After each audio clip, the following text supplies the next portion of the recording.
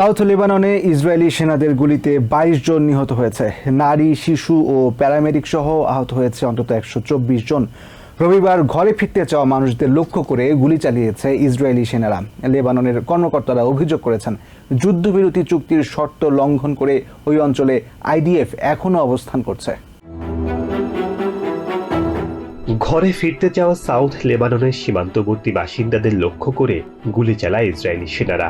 এতে ২২ জন নিহত ও ১২৪ জন আহত হয়েছে বলে জানিয়েছে লেবাননের স্বাস্থ্য মন্ত্রণালয়। নিহতদের মধ্যে ৬ জন নারী রয়েছে। লেবাননের কর্মকর্তারা অভিযোগ করেছেন, যুদ্ধবিরতি চুক্তি লঙ্ঘন করে ওই অঞ্চলে এখনো অবস্থান করছে ইসরায়েলি সেনারা।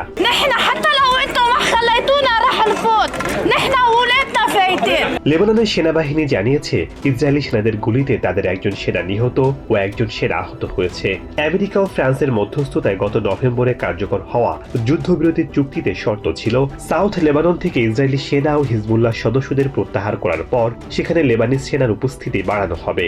লেবানিজ সেনাবাহিনী জানিয়েছে, সেখান থেকে আইডিএফ সদস্যদের পুরোপুরি প্রত্যাহার না করা পর্যন্ত তাদের সেনা মোতায়েন করা সম্ভব হচ্ছে না।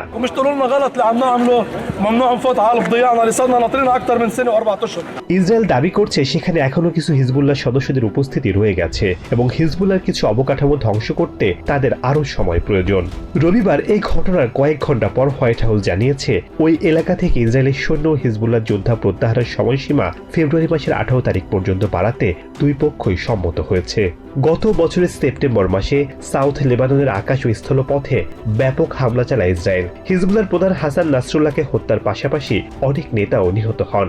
বেসামরিক নাগরিক সহ সব মিলিয়ে প্রায় ৪,০০০ মানুষ প্রাণ হারায়। বাস্তুচ্যুত হয়ে পড়ে ১.২ মিলিয়ন বাসিন্দা।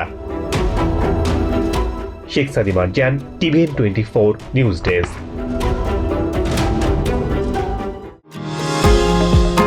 নিউ ইয়র্ক থেকে সম্প্রচারিত টিভিএন 24 টেলিভিশন বিশ্বজুড়ে বাঙালির কণ্ঠস্বর।